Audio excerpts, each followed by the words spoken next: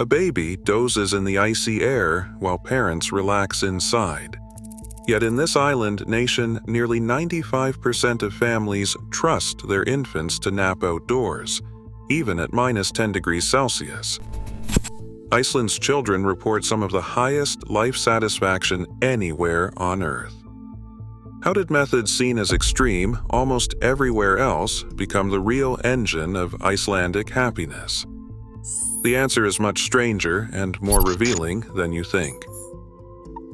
Iceland stands out as one of the safe and healthy places in the world for children.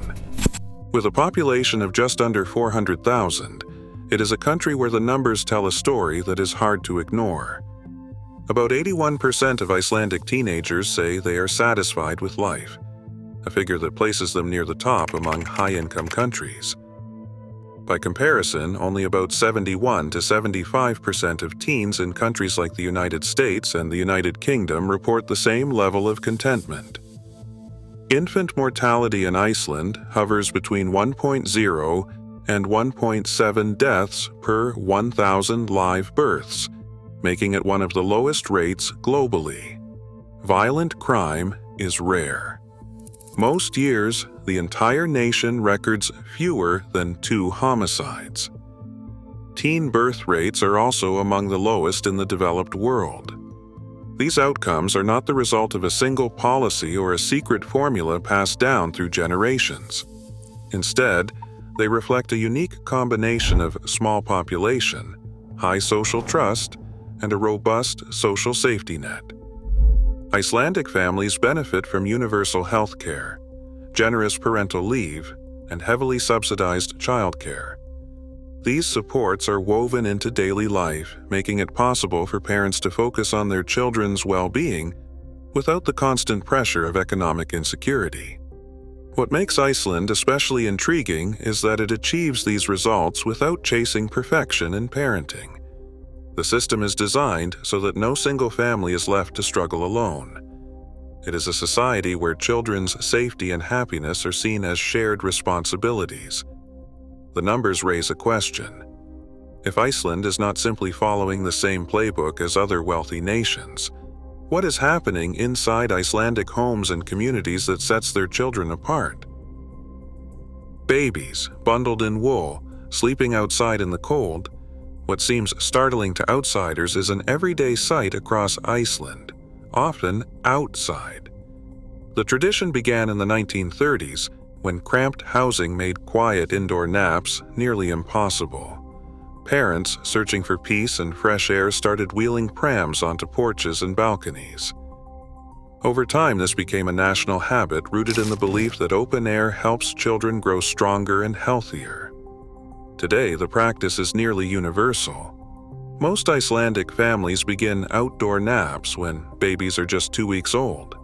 Temperatures can dip to -6 degrees Celsius or even -15 degrees Celsius.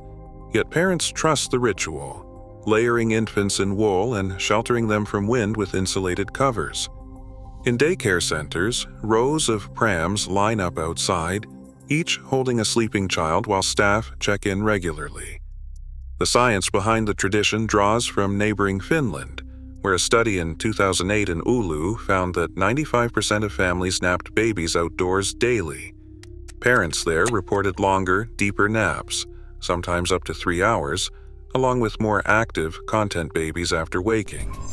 The study also found no increase in respiratory illness, challenging the old fear that cold air causes sickness.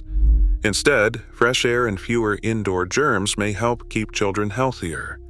Physiologists point to another possible benefit. Babies have more brown fat than adults, a special tissue that burns energy to keep them warm, and cold naps may help activate this natural system, though research is still emerging. For Icelandic parents and pediatricians, the proof is in generations of robust, well-rested children. The outdoor nap is more than a quirky custom. It is a quiet vote of confidence in nature and the body's own resilience. Children in Iceland move through their neighborhoods with a confidence that surprises many outsiders. The roots of this freedom run deep. For much of the 20th century, it was common for city children to spend their summers working and living on rural farms, far from their parents. These placements continued into the 1990s and were seen not as hardship, but as a rite of passage. On the farm, children learned to care for animals, help with chores, and rely on the adults around them, who might be neighbors, distant relatives, or even strangers. The arrangement was built on a simple understanding. Everyone in the community shared responsibility for the well-being of its youngest members. This tradition of collective oversight shaped a culture where trust is the default. In a country where violent crime remains rare, some years pass with no homicides at all.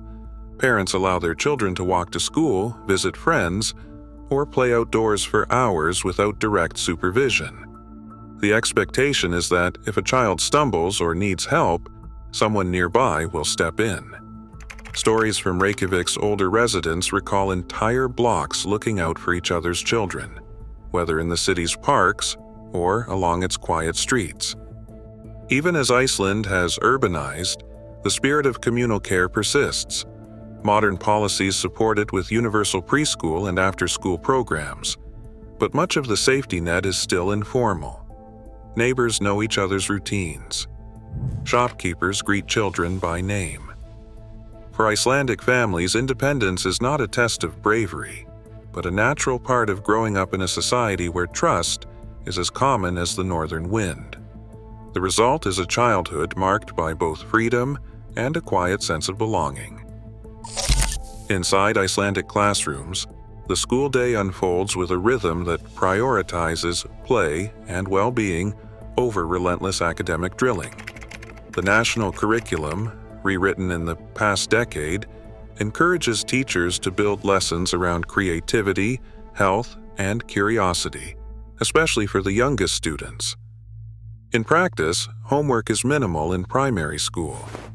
Many children finish their lessons by early afternoon and head outside, their backpacks free of worksheets and assignments. It is not that homework is banned.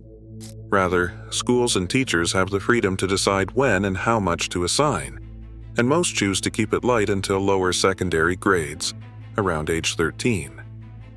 This approach stands apart from countries where evenings are dominated by homework and test preparation.